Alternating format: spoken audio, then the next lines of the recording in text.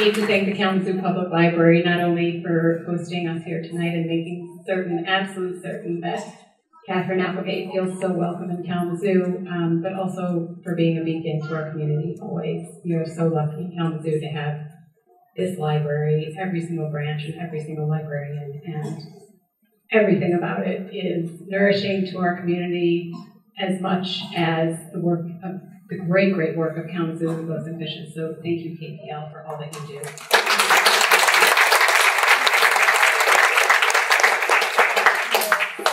So my name is Joanna. Some of you know that already, a lot of you don't. I have a bookstore. It's not as easy as it looks. Those of you who know Ivan know that I just stole his intro. And with good reason. His voice and his story is wonderful, partly because he tells it like it is. Life can be hard. Art helps. Friends help more.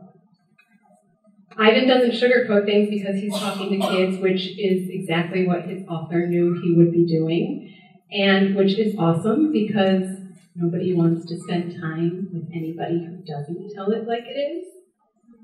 It's this honesty and endearing humor that is a hallmark of each of Katherine's books, and notably now of this new remarkable book, Crenshaw.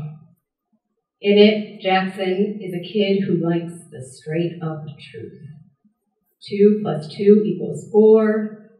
Brussels sprouts taste like dirty gym socks. Facts. He is scientist enough to doubt the fully grown, full of it, imaginary friend, Crenshaw, the cat, who comes back into his life during a time when facts are getting sort of unpleasant and disguised in muffled grown-up speak. But Jackson is also smart and open-hearted enough to know he needs this imaginary friend, and especially the cocky cat's gentle reminder to believe the truth, even when it's hard, to demand it, to demand and rely on imagination, too, because we all do. And now again, I have to thank the one and only Katherine Applegate for creating the kind of book that represents the very best in imaginary friendship, the kind that is, in her words, created, dog-eared, creased, and then tucked away until needed again. This one will be. It's another classic. My name is Joanna. I have a bookstore. It's not as easy as it looks, until it is. Until books like Katherine's, all of them, Roscoe, the Animorphs' Home of the Beautiful, Brave, fall into my lap, and then it's my job, to tell my small world about them and place them into others' laps. To be helped by art and by a friend. And now I get to introduce this friend to a room full of friends. It doesn't get better than this, in books or in life. Thank you, Katherine, for coming to Kalamazoo. Sorry. Thank you for making it your very first stop on your tour for this amazing book, for writing it, and for launching this incredible campaign, raising awareness about hunger and helping us all to help each other. Welcome, Katherine. Best intro ever. Except that I didn't wear waterproof mascara. I'm not kidding. I just told her that's the best intro I have ever had. Do you write? You really need to write a book. I mean, it was gorgeous. I want to steal it. It is so wonderful to be here with you today, especially because it is a book birthday. And when your book comes out, you can celebrate anywhere. But to be celebrating here in what is my homeland, I was born in Michigan, is especially nice. My grandparents lived in Jackson and had another set in Ann Arbor. I grew up in Plymouth and Grand Rapids and have relatives in Lansing and Dearborn, so it's like, it's old home week, so it's really nice to be here. I'm told occasionally I even evidence a little bit of that Michigan A, you know that? You have an accent, you know that, right? So I'm really, really thrilled to be here at this absolutely gorgeous library. You are so spoiled, all of you. And thank you especially to Loaves and Fishes for the work they're doing, and to you, for those of you who brought canned goods in, because I know it seems like such an easy thing, and yet remembering to grab the can and bring it to the library is a lot of effort, and I'm really grateful to all of you who thought of that. So I'm going to talk to you about three things: what it's like to be a writer, what it's like to be an invisible friend, and what it is like to be hungry. Three things that don't necessarily sound like they belong together, but I somehow hopefully managed to make them connect. I have written a lot of books, like upwards of 150. Now, many of them were really awful, and I wrote 17 Sweet Valley Twins, people.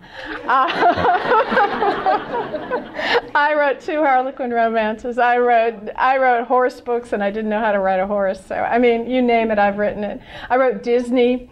I was considered one of the seminal written voices for Donald Duck. I was very proud.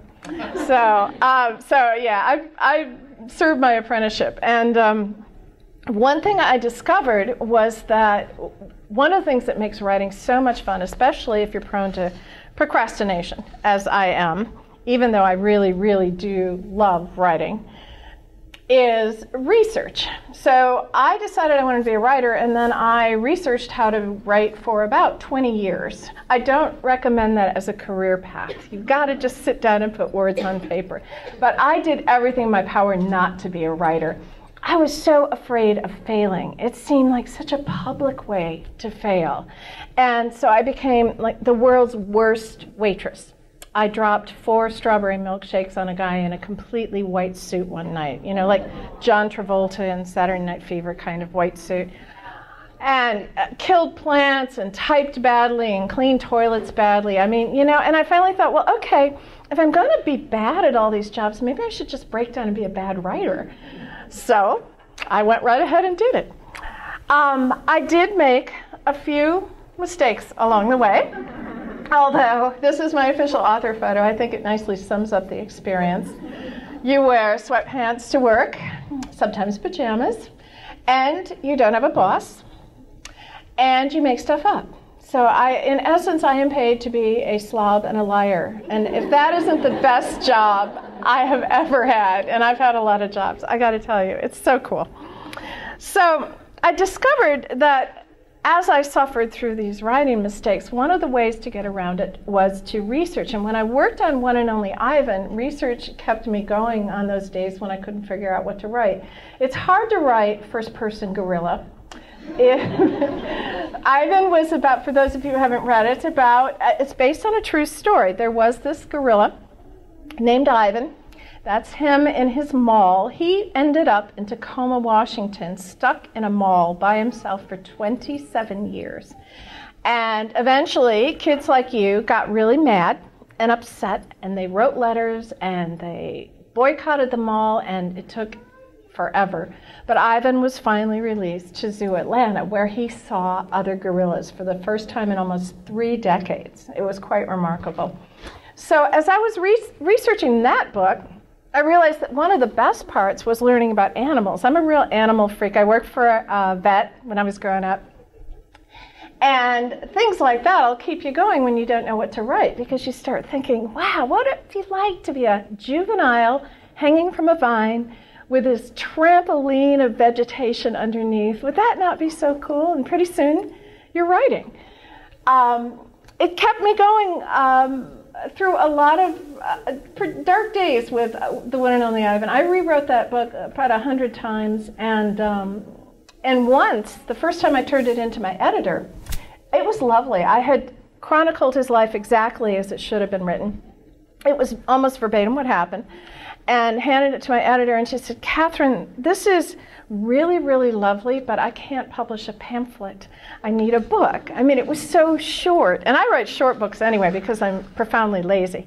So I like short anyway because I like the part where you're sculpting words and figuring out which word matters. My husband, his name is Michael Grant, who writes big, long, scary YA novels, will write like 2,000 pages in a day, and I'll come down and go, look at these 2 paragraphs I read. I'm so proud. It's really hard to live with him. But everybody writes differently, and I happen to write short. So once I was done with Ivan, I knew it was time to write my next book. And unfortunately, that happened after the Newbery Award, which is not a good idea. A lot of Newbery winners told me the thing to do is have a book already in the works, because then you're not intimidated and you're not, overwhelmed by the publicity and the craziness. And unfortunately, I did not have a book in the works. And it took me a long time to get going on Crenshaw, partly because of the nerves and partly because I was trying to put together 2 really, really different stories. One was about an imaginary friend. This is me at 3. Now, I never had an imaginary. How many of you have had an imaginary friend? Adults, I'm including you. Oh, that's a pretty good. And some of you probably don't remember because you're just too old. But I don't remember having one. And I had a ton of animals. And I think maybe my dogs were sort of surrogate imaginary friends. I would talk to them. But I realized in order to be talking about imaginary friends coherently, I might actually have to do a little bit of research. This was, after 20 seconds on Google, what I came up with. Mr. Invisible Man, Stinkin' Boopa. Is that Pika, Nobody, and Silly Sam? What do you think those are? Take a guess. Names of imaginary friends. And that was like in 20 seconds on Google. I went to some parent forum. Do your kids have imaginary friends? It's amazing how many people have had them over the years. And the research I did suggests that we have them a lot longer than we admit. Well into like 7, 8, 9, 10, 15. When you think that kids are outgrowing imaginary friends, that's sometimes when they're most evidenced and certainly most useful. I think having an imaginary friend is a really cool idea because, in essence, what you're doing is you're creating the perfect friend. Scapegoat, somebody you can blame for all your mischievous deeds. You can have somebody who's a confidant you can talk to, somebody to tell you jokes, someone to be silly. I mean, you're creating the perfect friend, and when you're tired of them, out the door. It's like, if I could do that for a husband, I'd be so happy. Perfect. So I decided, as I was writing Jackson's story, and this is a little boy who, as Joanna said, is very just the facts, ma'am. He wants to grow up to be an animal biologist. He loves facts, doesn't want to deal with, silliness. But he did have an imaginary friend when he was quite young. I had to think about what his friend might be like. I decided you would need somebody to tell secrets to, obviously. You need somebody to be silly with. You would need somebody to walk on the beach with, somebody to share private moments with, someone you really, really cared about.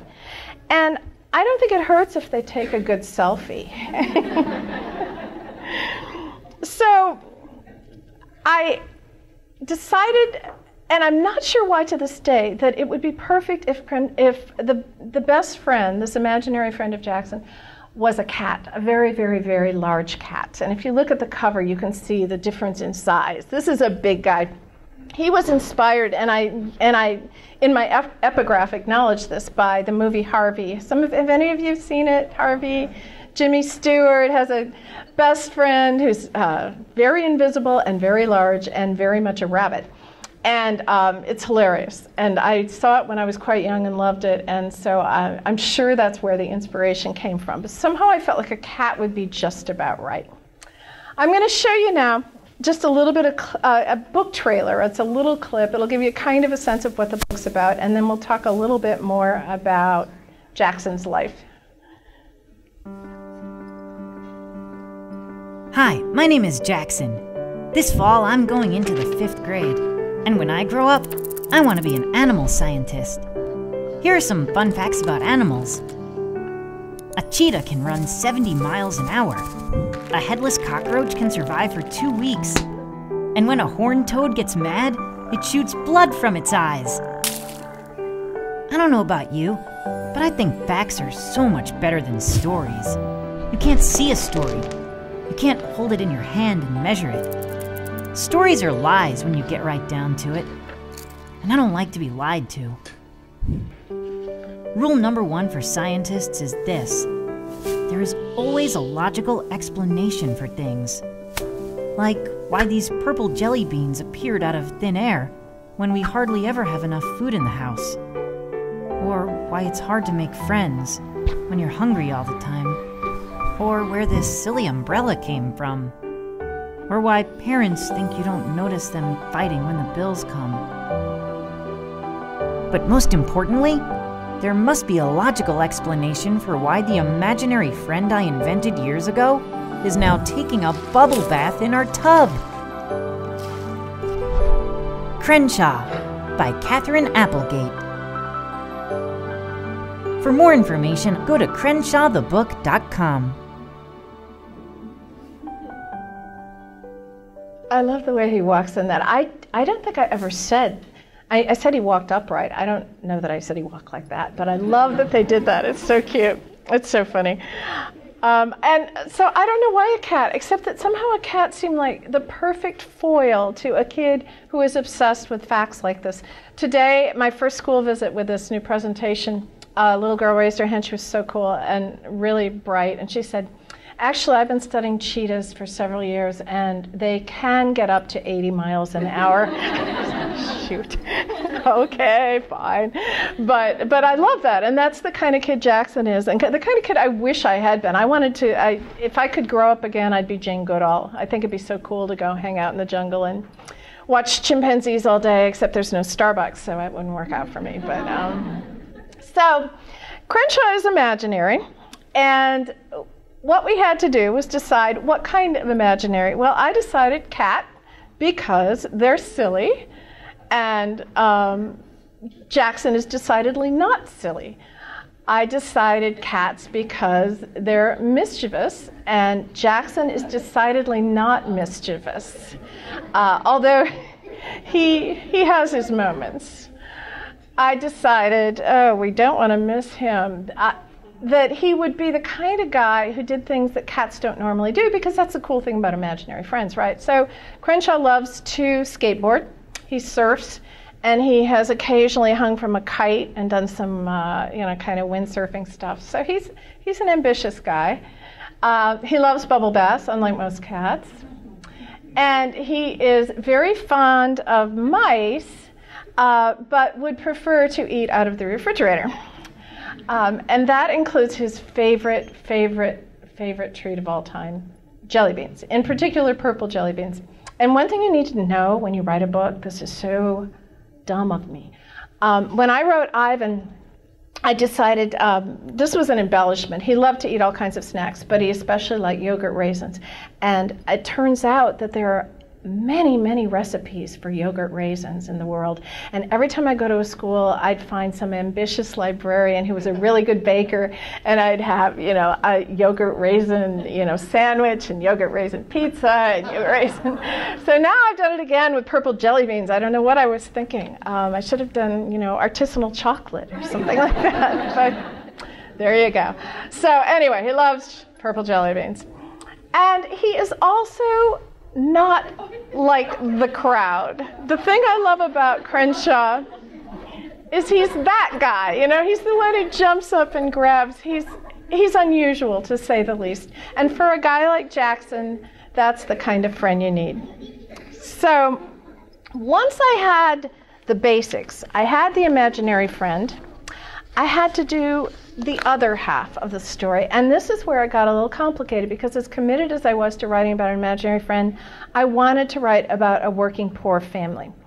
And I think they're underrepresented in children's literature. I don't think it's so much a part of the fabric of this country that we work multiple jobs and, part-time jobs, and we're sewing together our lives, trying to keep roofs over our head and food on the table. And it's often not acknowledged in children's books. You kind of see the one extreme. You'll have the child in an incredibly dire circumstance, often alone, or you'll have a very happy family. I wanted to create a family that was intact and loved each other and was doing the very best they can. So Jackson's dad has MS and used to work construction but no longer can. He and his wife were both musicians until, as Jackson puts it, they became real people and got real jobs. But they're struggling to make ends meet. And Jackson's family has been homeless once. They lived in their minivan briefly. That's the time that Crenshaw showed up, interestingly enough. As soon as things got better, Crenshaw disappeared. Coincidence? I think not. What's happening as Jackson is entering 5th grade is that he is facing those same kind of dire economic circumstances again. He can tell things are getting complicated. There's a lot of arguing. There's not a lot of food. He and his sister Robin develop a little game they call Cereal Ball. And Cereal Ball is where you take just a handful of Cheerios when there's nothing else left in the house to eat, and instead of eating them, you throw them into a wastebasket as far as you can, or preferably something a little cleaner. And when you finally make a hit, then you get to eat one of the Cheerios. And the point is, it takes forever to eat that way, and it takes your mind off how hungry you are. This was a shock to me, and maybe it isn't to you guys. Maybe you're more enlightened than I am. But No Kid Hungry, which is one of many really great advocacy groups on this very issue, says that close to 1 in 5 kids are in families that are food insecure. And I hate that term because it seems so benign. What it means is there's not enough food on the table, and sometimes you're hungry. That to me is shocking in this country that's so affluent, and this country that produces so much food. And it's a continuing problem. I don't have to tell you that's why we have food drives like this. And I wanted to talk about a kid who was dealing with something like that we don't always talk about, but I wanted to hopefully to do it in a gentle and hopeful way, which is why I combined Crenshaw with that story. There are a lot of things you can do, and I'm sure a lot of you know this, if you are hungry. There are services. There is a program called SNAP that is sort of the equivalent of food stamps. There are teachers and counselors you can go to if you're a kid in school and you're finding you're hungry. Talk to somebody. The big, big picture and the thing that Jackson learns in this book from his friend Crenshaw is to tell the truth, to talk about facing problems. And if you're facing a problem like hunger, then talk to somebody about it, because there are resources. It's just, it can be hard to find them, and that's why you talk to a grown-up. Now, I today was lucky enough to go to Parma Elementary, where these kids were working on a beautiful food drive, and I walked in the door and there were cans stacked up to here, and I thought, wow, how cool is that? So I hope that you think about that, even as you consider the fact that Crenshaw is imaginary, childhood hunger isn't. And we can do things. Sometimes they're just little bitty things. Sometimes it's as simple as writing a letter to the mayor or the governor. One of the interesting things about Ivan's release is that it was people getting angry and making noise that changed things. And sometimes that's the best way to do it, although that can of tomato soup sure helps too. So I have one last thing to tell you before we start doing our Q&A. And I want you to take this away. I mean, the hunger stuff is important. Yeah. But what I want you to remember, this is not how we unroll toilet paper. Keep that in mind. Do you guys have some questions we could talk about? You can ask me anything. What it's like to be a writer. You can even use the mic. How long does it take to write a book? Oh, so you had to start with like the hardest question. It's really different. I will tell you, I did this series called Animorphs about kids who can turn into animals with my husband. And it was a TV show for a while. It's still on, I don't know, it was on Nickelodeon, I don't know. It's still showing. People told me they see it, and the special effects are so bad. Watch it just for it's like, here's tinfoil rock, and here, it's like watching Star Trek in the old days. And that was a book a month, and we had a brand new baby. And man, we drank a lot of coffee during that time.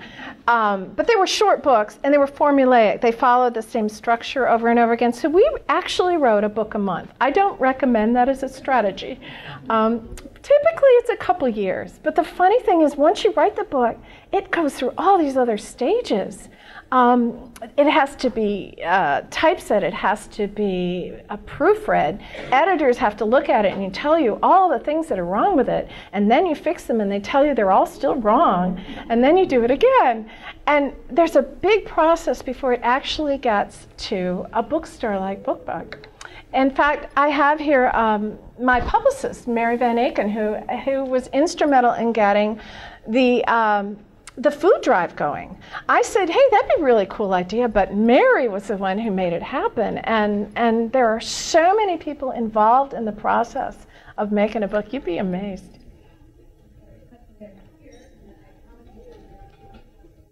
Have you ever considered writing a book from Stella's point of view? Oh, interesting. Stella was the elephant in the one and only, one of the elephants in The One and Only Ivan. You know what I hear a lot is, why don't I write a sequel with Bob, the smart aleck dog, who is modeled on my own smart aleck dog, whose name is Stan. And here's the thing, when you have written so many series the way I have, writing a book with a beginning and a middle and the end is such a luxury. I love it. I have to admit, I sometimes think about going back and writing, because I miss Ivan and I miss the gang, but Disney has optioned it to make it into a movie. And the script has already been written by a guy named Mike White, who wrote School of Rock. Interestingly enough, he's a big animal lover. And it's a wonderful script. They're talking about a 2017 Christmas opening, but they're not sure because they're probably going to do CG with live action, which means, what's an example? Babe did that, Charlotte's Web. So it's apparently very slow going to get to do the CGI part. So we'll see. So you can watch that instead of reading my sequel, is my point. Where did you get your ideas? Oh, I'm going to tell you something. You're going to hate me, because I tell kids this, and then, when your teacher wants you to write something, you say, I can't think of anything. Now you'll never be able to say that again. So don't listen if you don't want to hear this.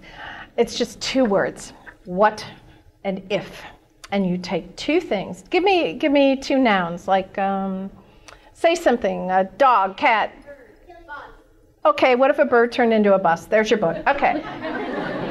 Okay, you see how easy that was? That's kind of what you do. I mean, with Ivan, I saw an article, and it said, gorilla sulks in a Tacoma mall while his future is debated. And I thought, okay, that's a weird story. I'm going to write that someday.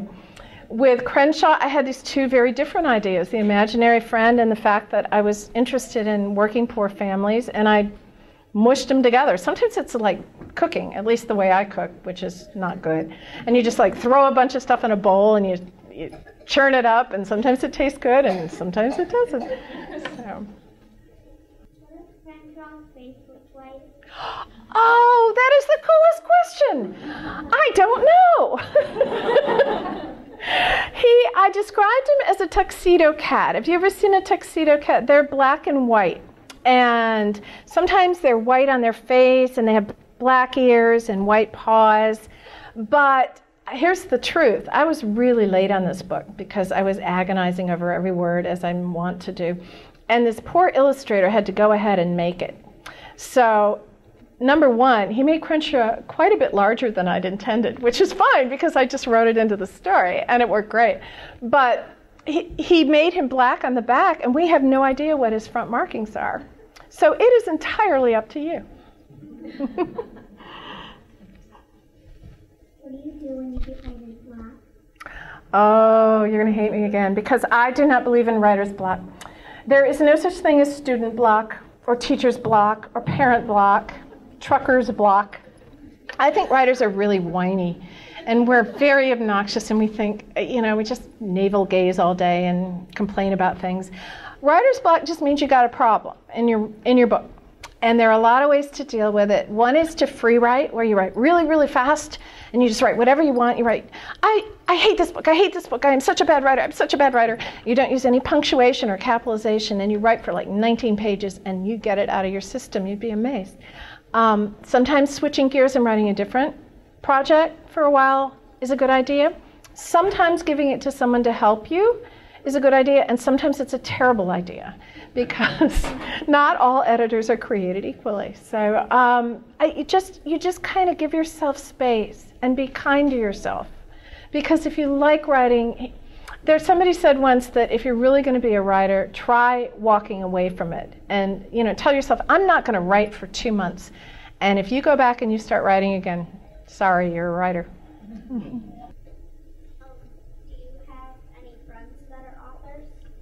Yes, and I guess I should include my husband in that list, huh?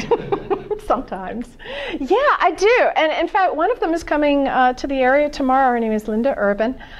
She writes wonderful books. And the funny thing about this is how writers meet each other. We do conventions and things, and we'll all kind of end up at the same place. Like there's something called BEA, Book Expo, and or ABA, which is the American Booksellers Association. And then we all do panels and we talk to each other. And it's fun because we get to complain, and really, who wants to hear writers complain except other writers? So.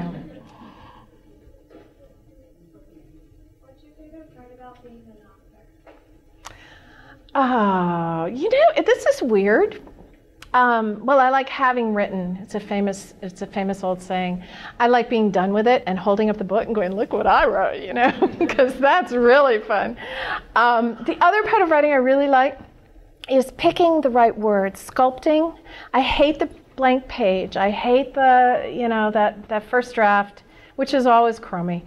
But I like the part where you're picking just the right word, and to me, I'm probably a frustrated poet, but that's what I like doing. I don't like plotting. I'm horrible at plotting. Not my strong point. Do you write every day? I should write every day. And I think you can tell what my answer is. The most consistent and productive writers write a little bit every single day, because it's very hard to keep it afloat. I heard someone describe it as a bubble, and you're kind of trying to keep it inflated and floating. And if you walk away for a day or two, you forget a lot what you were doing. Sometimes I can't remember what my characters were thinking, or let alone what they were wearing. So.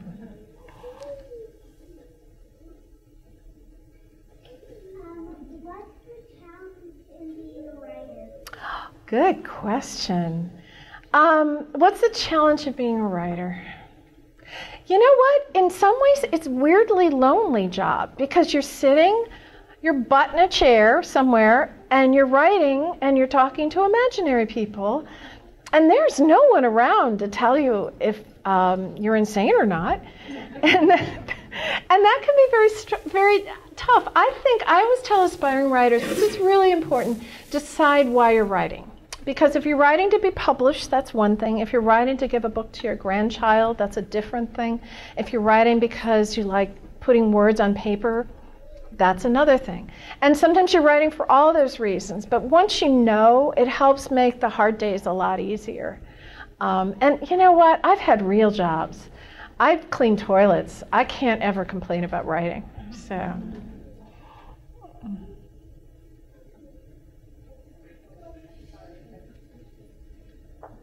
Is there a certain event that inspired Home of the Brave?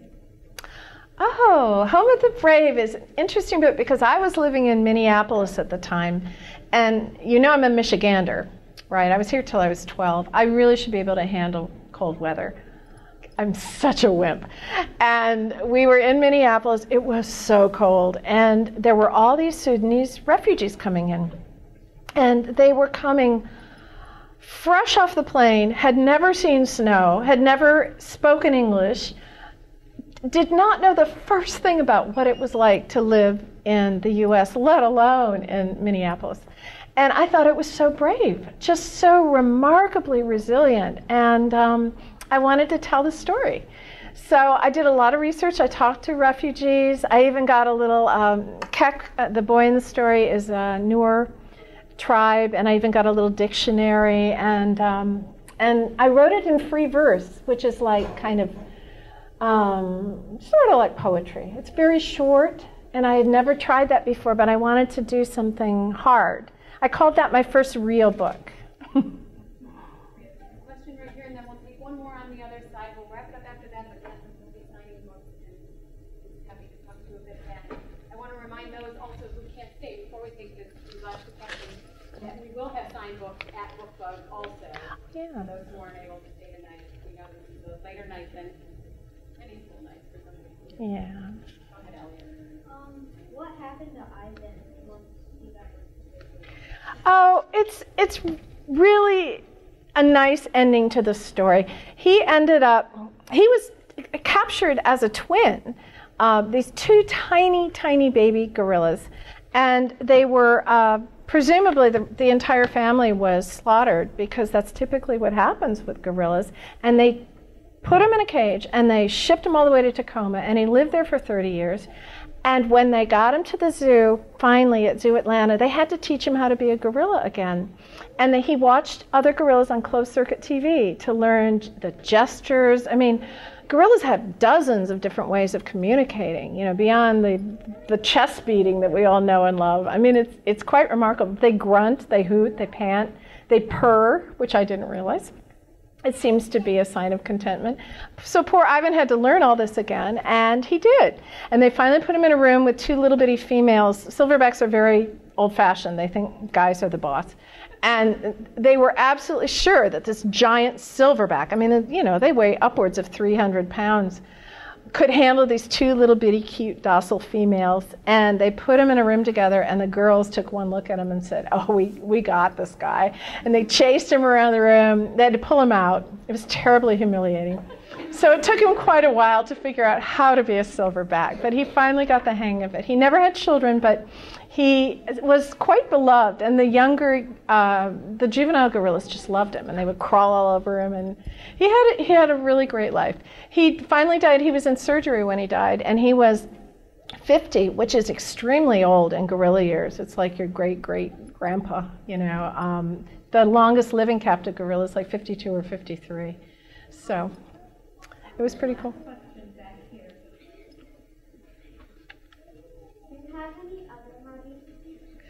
I'm so good at napping. I am so good. I'm really good at eating too.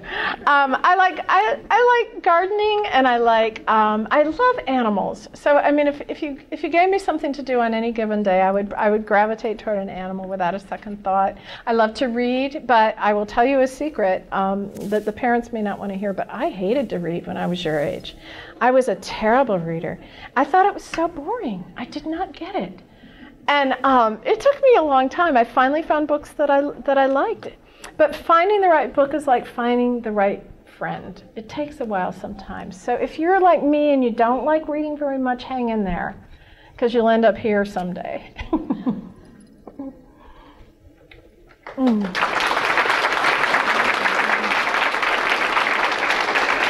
Thank you again for coming out, you guys. I'm so grateful. Thank you.